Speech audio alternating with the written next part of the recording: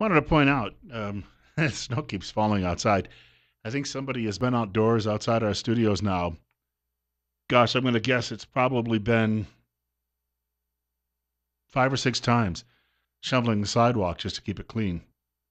I also wanted to mention, if I could quickly, our friends at Waddell and Reed here in Twin Falls, they've been handling money, investing it for people, looking out for people's retirement and planning for your children's college educations. They've been doing this for 80 years. That is truly a remarkable sign of success. One of the oldest firms to offer mutual funds. They own and manage two mutual fund families. They invest with a conservative nature. You're not going to have someone frittering your money away because somebody's brother in law has the next pie in the sky idea. And they'll work with you individually. And as an individual, they know that you're not like the guy who comes into the office just before you or just after you. You have an entirely different set of needs and wants. Very often you do. And they'll work with you on that individual basis to make that plan. They take planning personally. That's Waddell and Reed right here in Twin Falls. Also, we're going to be joined by Dr. Jonathan Tripp this morning, and the doctor is talking about wintry weather, which is probably, I would say, one of the most timely topics we've ever had on the radio. Good morning. Morning. I was gonna, I was gonna say the big concern I've had the last couple of weeks was falling on the icy parking lots and streets, but the snow has given me quite a bit more traction. Still, there's some issues that are involved with all of that. Yeah, we definitely have people that are having bad outcomes. We have a family member of one of our staff members who broke their hip yesterday. So be very, very careful. Wear things that have more traction. I even saw a pair of I don't know what they're called yet, but it's kind of like if you imagined a mesh version of the old galoshes with spikes on the bottom.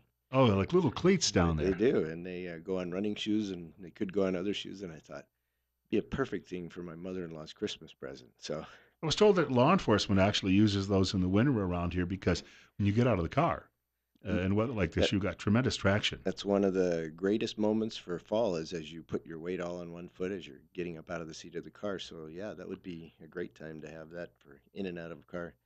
Let me tell you about my drive-in, which just barely got here. A better part of my drive because I have a small car, kind of low to the ground, and felt like driving the old cars at Disneyland. I was just in whatever rut I was in and hardly couldn't change what I was doing, but kept me off the side of the road. But it sure made for kind of treacherous stopping at stop signs. So be very careful when you're driving out there today. This is also a time of year, and I was mentioning this half an hour ago. Um, I came out of church Thanksgiving week and ended up with a cold that week, and then this week it may well have been picked up again at church, but I ended up with a dry throat and a bit of a. I don't feel in any way bad. I just have a dry throat and a bit of a deep cough this week, and again, these things are getting passed around now because people are confined in all of these small spaces. Like small studios at a radio station, things like that. Yeah, Yeah. yeah. Okay. All right. Yeah. Yep. I haven't touched anything over there. Don't Awesome. worry. I'll stay on my side. This will be great. Now, today we're going to talk about how to and taking care of yourself and your family during the winter time. And so, that's a perfect segue to coughs, colds, and earaches. I want to talk primarily about kids at this point. And by the way, enjoy your snow day, everybody, because we got up. Actually, had a phone call at about I don't know 5:45 that said schools will be closed for today. And I thought, well, I look out on my lawn, and it looks like maybe there's 2 inches, and there was an inch yesterday, so it couldn't be that bad until I tried to pull out of my driveway and found out that I was in about 6 inches of snow. I thought, my kids had left some of the recycling right behind my driving, right behind my garage door, but it was all snow. So the coughs, colds, and earaches, and kind of a when to see the doctor question. This is a perfect time that everybody that is in school or daycare is going to struggle with coughs and colds, especially just after holidays where we got to go and visit, family, or they came to visit us and shared everything they had with us, including their illnesses. Um, so generally, I will tell patients that if you have a child, we're talking mostly about the infant to 5-year-old range because that group has trouble telling you really what's going on. And so if you've got a fever 101.5 Fahrenheit or higher, especially if it lasts for 2 days or more, then it's probably time to get that checked out. Many viruses, many colds will cause, that type of a temperature, but usually they're lower. They're in high 99s, low 100s, um, and those almost never are a strep type situation.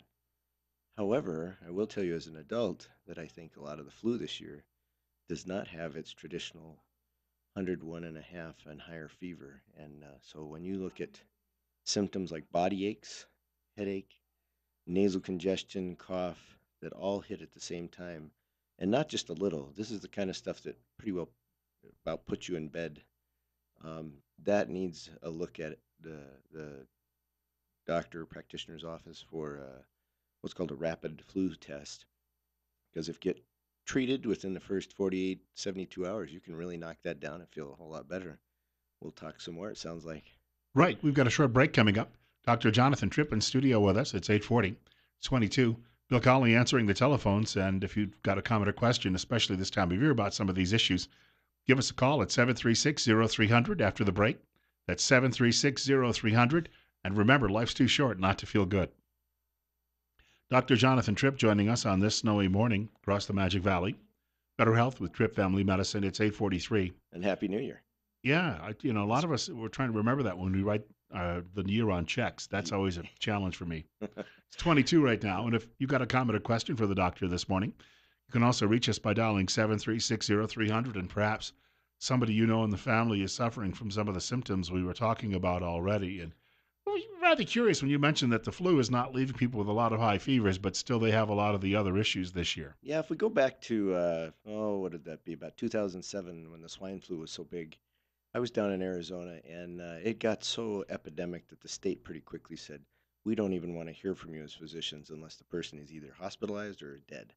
And, because everybody wanted to know, do we have the swine flu? So the symptoms became really clear. It was 101 and a half or higher fever. It has body aches, and I mean, legs, back, arms, everything seems to hurt. Um, you know, and the classic sign really of flu is like a cold. It's cough, congestion, facial pressure.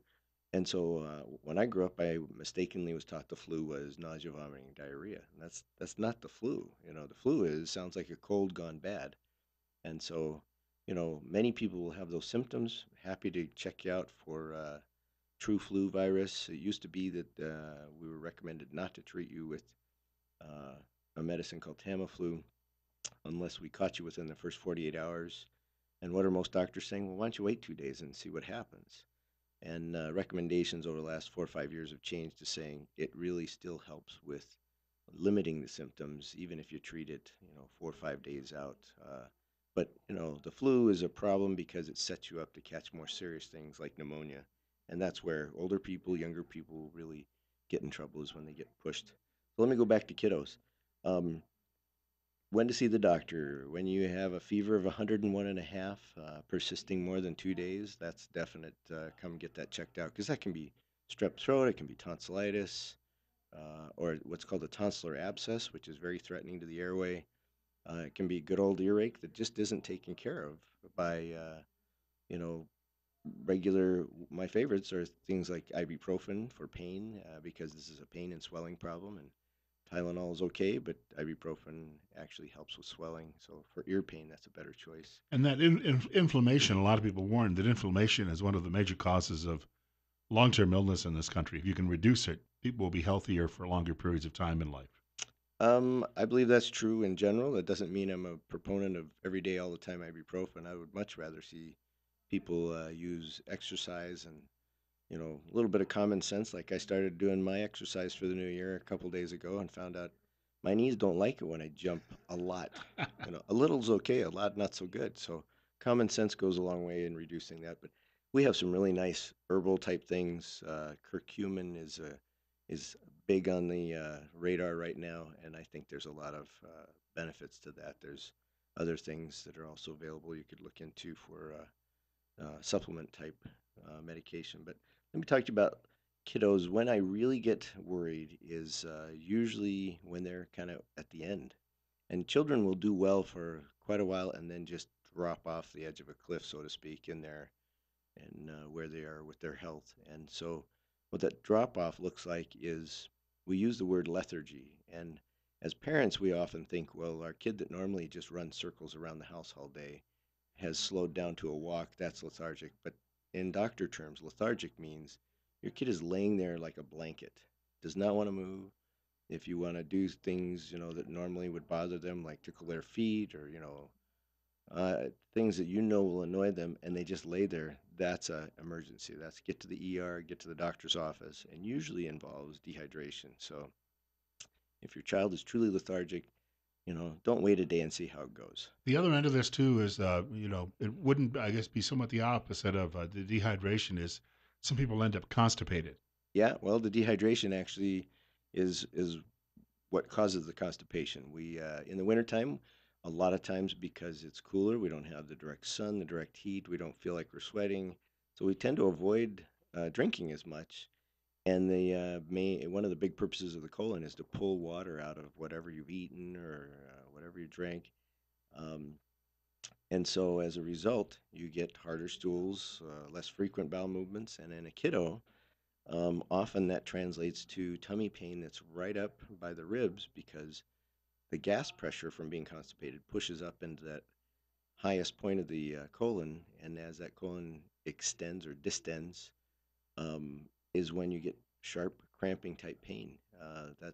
That's when the colon hurts.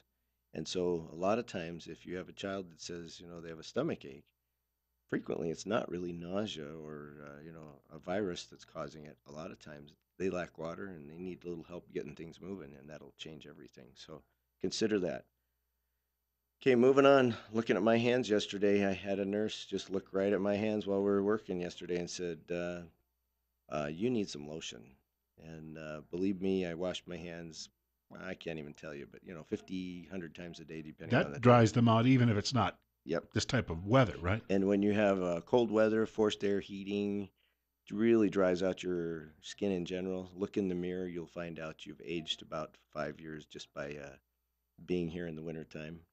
Idaho's dry. It is a high desert, and then when we add forced air heating to it, we really become, shriveled up. So if you want to look younger, get a little moisture on your face. That's the beginning right there. But hands wise, it really is important to take care of them because once you start getting cracking in the skin, now you're susceptible to skin infections. And whether you're, aging or whether you are a teenager in high school, it's important to keep that skin intact to avoid other illnesses. In fact, I've seen a fair number of, uh, shall we say, youth with skin infection called impetigo, which is mostly now caused by a resistant type of staph infection. And that just needs a place to get in. Ringworm is the same way. It just needs a place to get in and it can take hold. And now you got a new issue. So it not only feels better to have more moisture in your skin, but it's worth it to keep that skin intact. I was at a hotel in Idaho Falls last week, and I was surprised because they put out the soaps and the shampoos and the conditioners, but they had a bottle, small bottle of hand lotion Yeah. that they put out on the counter as well. And obviously, I think the one morning when I got outside, it was 3 degrees. The hand lotion when I got back felt really good. Yep. No, it's and I have to be careful because I have really sensitive skin. So things with perfumes in it, I try to avoid. Little kids in particular need things that are perfume free.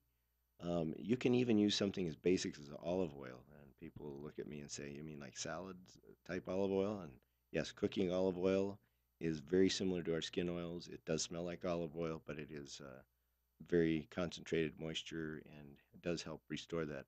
I have some great products at my office over about a 15-year period.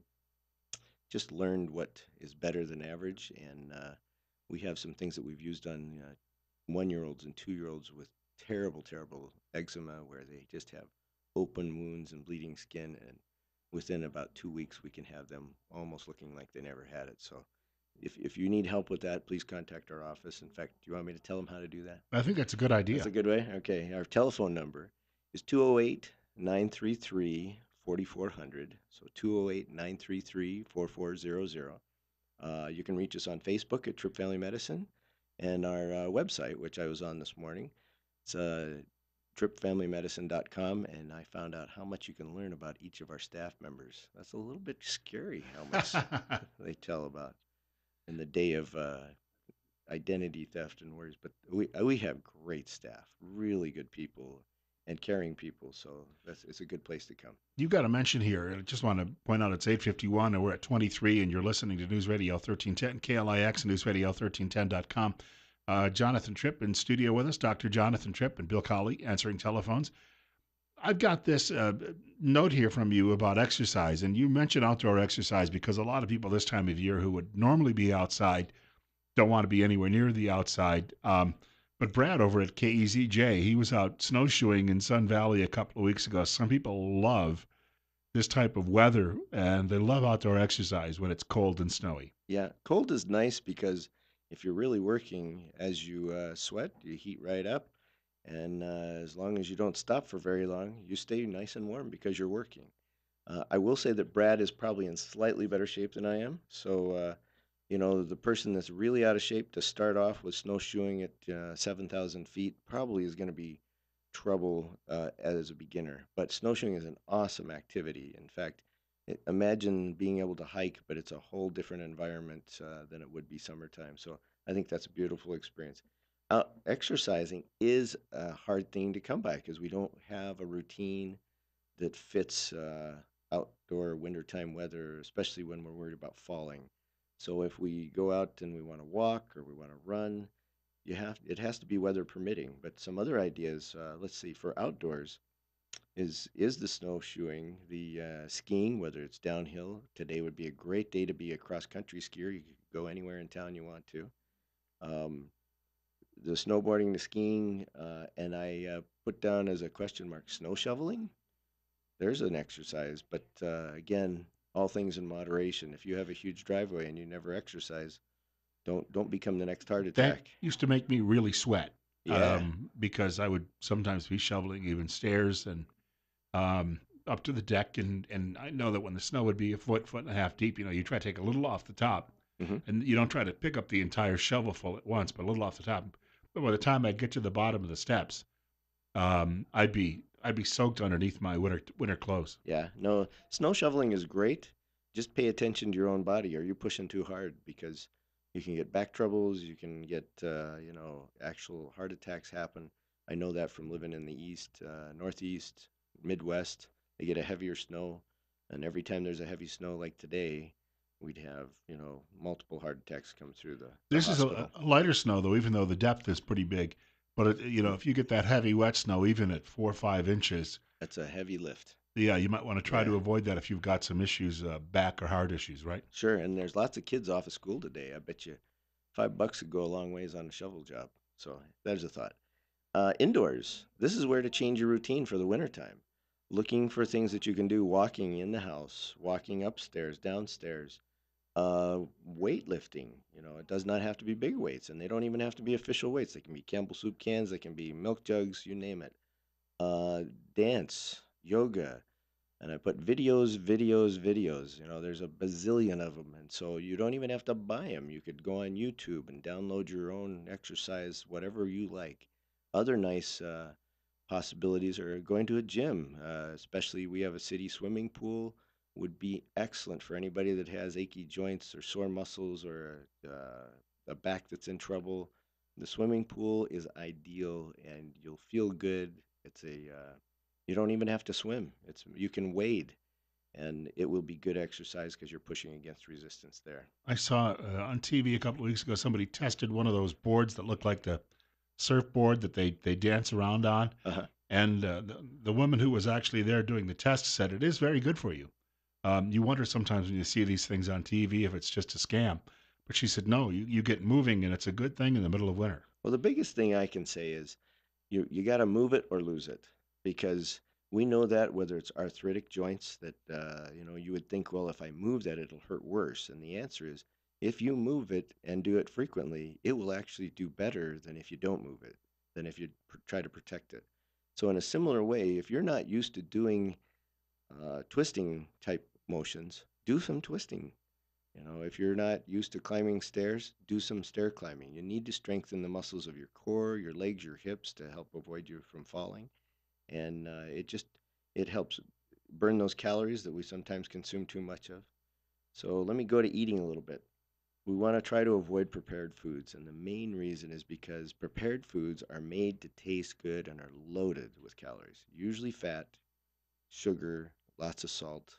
Because that I'll use one, and hopefully nobody's too offended if they're a burrito maker. But the frozen burritos that really are more or less like a soft version of cardboard, to make that taste good over months, you got to put a lot of stuff in there. So if you make your own burritos, guarantee you your calories are going to be a lot less than if you buy the ones that are pre-frozen. Yeah, and I can find that if I put a little bit of green chili peppers and tomatoes and with the beans and put that on a burrito, I heat it on the stove. It's actually, I think, better than anything I've ever Oh, bought in a frozen variety. by far. So look for vegetables, look for lentils, beans, the legumes type, whole grain breads. Try to avoid what I call concentrated evil, the foods with concentrated calories of fat, sugar combination. My favorites, they're desserts, they're candies, but the prepared foods we often miss because we think, oh, well, this is healthy, this is my main course. Let me throw one extra thing in about skin. This is the perfect time to do some skin rejuvenation. If you want to look 3 to 5 years younger, I have awesome treatments that we can do for home, in the office, and without getting a facelift, and not nowhere near the cost. But we can get rid of age spots and all kinds of things. And even the treatments that we do that are more harsh, there's usually a recovery within about a week. Well, if I had to have a facelift, they need a crane. Uh, we'll see you again soon. All right, make wintertime your recovery, your rejuvenation and improvement, because life's too short not to feel good. Better Health with Tripp Family Medicine this morning on News Radio 1310, KLIX, and NewsRadio1310.com. We'd like to thank Dr. Jonathan Tripp for joining us today. Right now it's 22. We're coming up on 9 o'clock news from Fox and one more hour of top story ahead with Bill Cully.